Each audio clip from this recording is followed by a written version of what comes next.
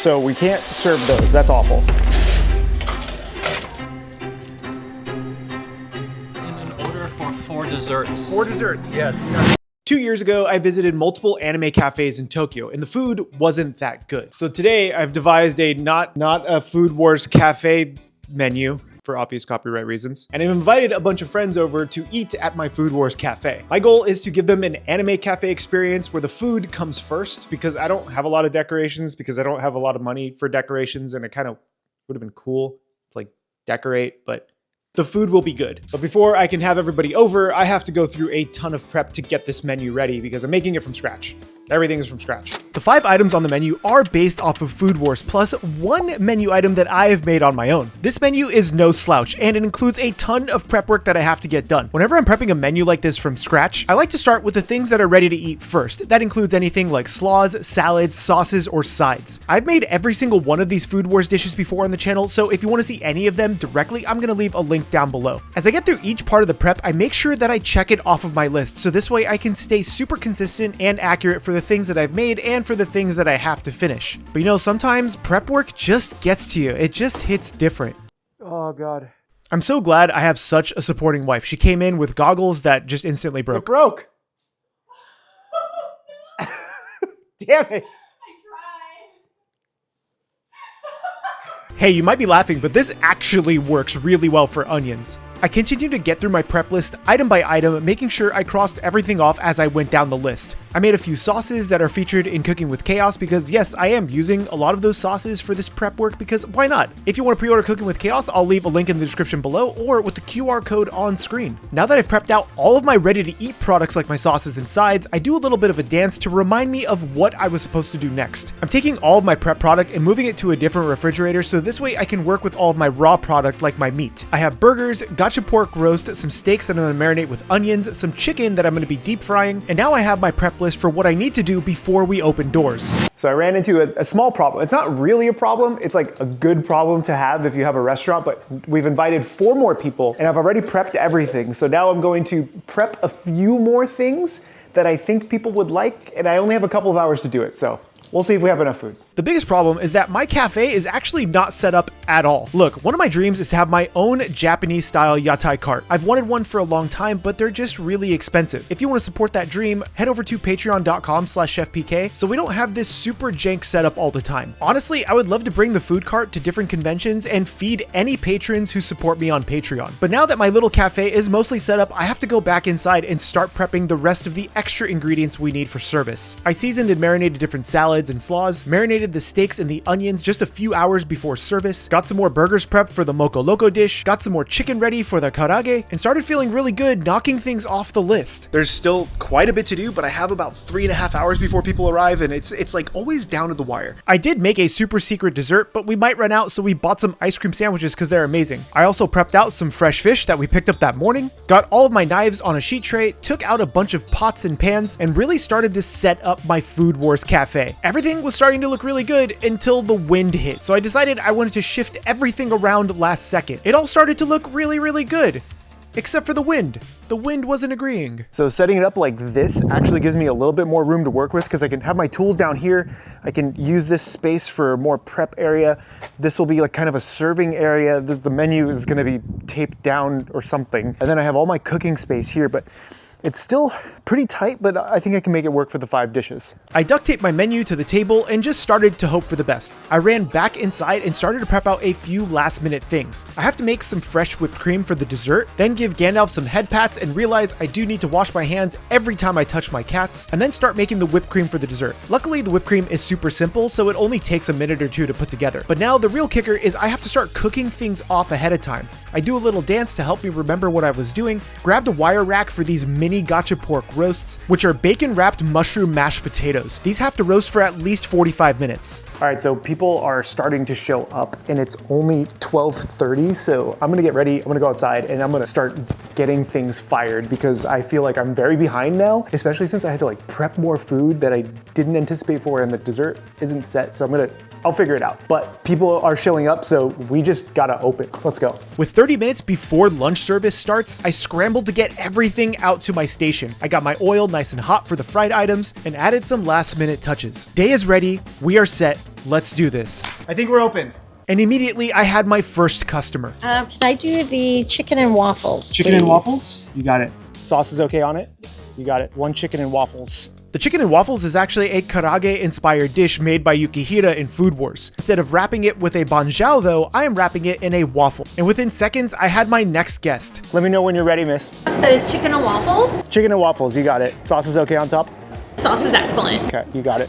This is actually what you love to see in a restaurant, back to back of the same item. This way I can cook 2 chicken and waffles at the same time in my fryer. I did forget a bowl with some paper towels to get the chicken out of, but that's okay. I just ran inside and grabbed it while everybody else was showing up. And then I had my third customer. I would like the fried trout, please. 1 fried trout? Yes. You got it.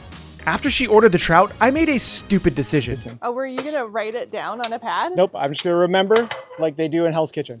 Look, in most professional kitchens, you will just have to remember the order, but in most professional kitchens, you're not doing everything on your own. Let me know when you're ready. Yeah, I'm ready. Okay. Let me get the Moco Loco Don. 1 Moco Loco Don? Yeah. Everything's okay on it? Yes, sir. You got it. So that's 2 chicken, 1 fish, 1 burger all day. I will get the pork roast. Okay. I will get the Moco Loco Don. Okay. And then I'll take a small piece of trout too. Dang. All right. 1 Moco Loco, 1 pork roast, and a half order of trout. Okay. Remember what I said about writing things down? Would you like me to write that down? 1 Moco Loco, 1 gotcha pork roast, half order of trout. Then I have 2 chicken and Another Moco Loco. and 2 Moco Locos all day. I haven't done this in a while, and writing things down would have been a smart idea. Okay, we're gonna go find a pen. Hi, boys. Hello. Hi. Luckily, I do have a little bit of front of the house help today. Meow. Rachel helped me write everything down so this way I could remember the orders because they were starting to come in pretty fast. I got a couple of chicken and waffle orders started and then another order came in. My guests are really showing up. I'm gonna go Moco Loco Don as well. And fried trout? Yeah, we can do that. Yeah. Now that I'm back on track thanks to Rachel's help, I ran into another problem and this is a big problem. So it's heating up. It'll get there eventually. Why is it so low? I'm gonna have to like run this inside now. For whatever reason, the oil on my induction burner was not getting hot enough, so I figured it just needed to heat up. So while it was heating up, I started working on other orders like the 2 Moco Loco Don, making sure that I don't season my guest from the excess amount of wind that we've had today. And even though I have some food working, I still have a huge problem. This fryer is just not getting hot enough, and all it's doing is cooking the chicken at a low temperature, so I have to remove the chicken and fix this. But I also can't just abandon all the other food that I'm currently working on. So I started up a small batch of Moco Loco sauce and made the salads I need for that dish as well, so this way everything was ready to plate once those burgers were done. But I'm still worried about that oil because 2 of the dishes have to be deep fried. I might have to run this back inside. I started that 3rd Moco Loco when a guest came back up to ask for a request. Order of Moco Loco. Can I have a little bit more of the feta cheese? Yeah, Thank you. I appreciate it. No problem.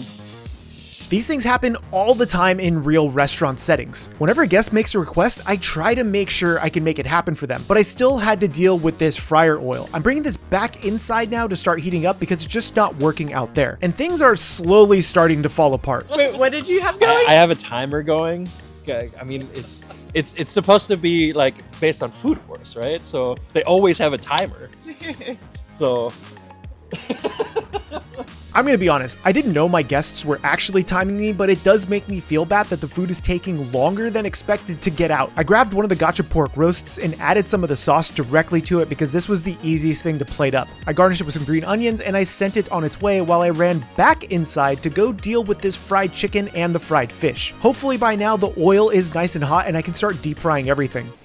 Oh, these poor chicken and waffles. And the fish. But while I was dealing with all this, we actually got our very first customer review for that gotcha pork roast. very good. Regards to the chef. Out of 5 stars, 4.5. You need to keep the chef honest.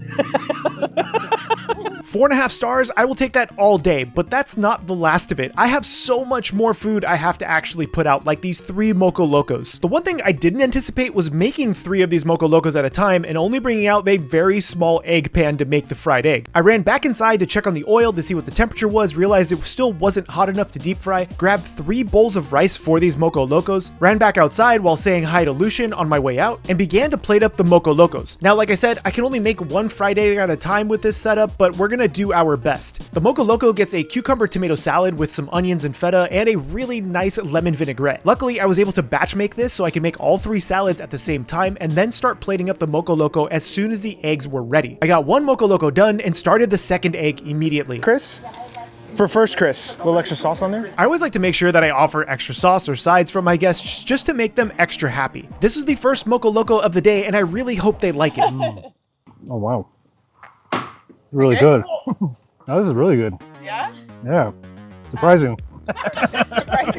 Surprisingly good is what I've said about a lot of Food Wars food, but I didn't have time to celebrate yet. I ran back inside to start deep frying my fish and my chicken, and then ran back outside to make sure I didn't overcook the egg that goes on this Moco Loco Don. I have another Moco Loco for Keith ready. At this point, I've gotten a few dishes out, but that chicken is still taking forever and I feel so bad. But at the very least, we can make a few of the guests happy. An egg on a burger. Can't go wrong. It hits the spot every time. And the seasoning goes so good. Probably the most vegetables I've eaten in the past decade. My review is to be determined, I think. We're not there yet. I can respect not giving a review based on the first bite and instead basing it off the entire experience of eating the entire bowl of food. But now I have to finish up my 3rd Moco Loco while my next guest takes a look at the menu. This is a classic stall tactic, so this way I can get more food out while people are, quote, looking at the menu. This gives me time to run back inside, give Lucian a little pet, and pull the chicken out of this deep fryer, then realize I made an incredible mistake. I don't want to serve those. Those are super dark.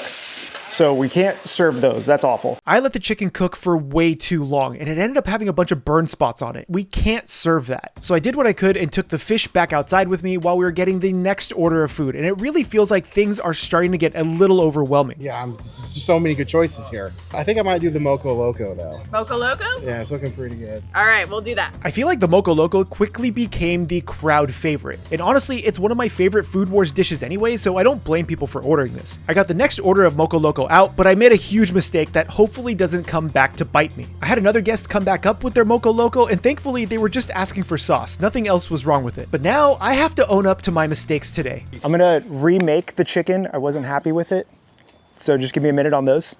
Honestly, it feels really bad to tell your customers that they're gonna wait even longer for their food, but it's better than serving bad food. In the meantime, I was able to finish off 2.5 orders of this Kake no Tane fried rockfish. This is a fantastic dish from Food Wars, and it's also one of my favorites, and it's why it's on the menu. Kake no Tane is a Japanese rice cracker that's then crushed up into the breading for this fish. It's served with a really nice black pepper aioli and a little bit of togarashi slaw. I'm really curious what everyone thinks of this dish because it is very different from your traditional style of fish and chips. Very tender, very flaky, and I like the crunch.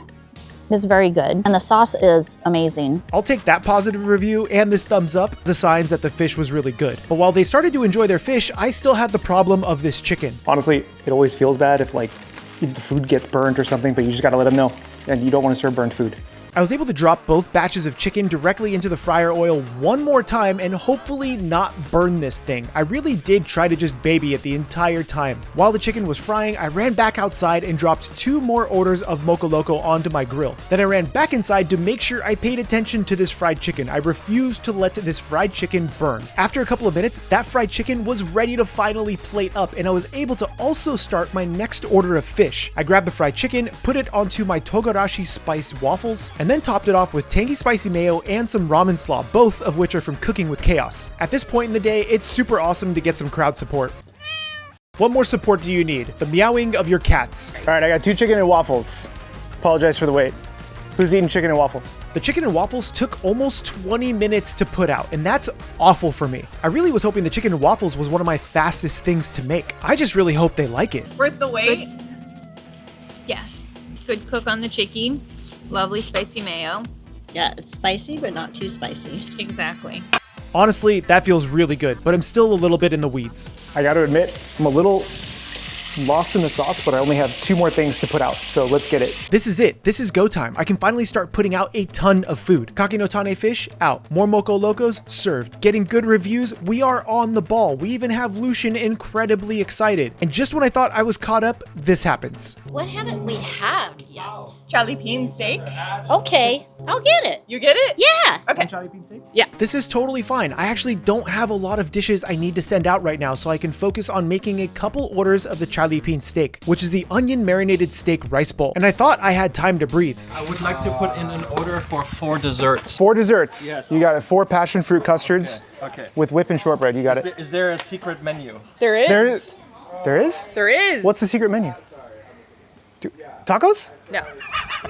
Remember you asked me to get them at the store? Oh, there is. We do have a secret menu. Alternatively, we do have good humor ice cream sandwiches.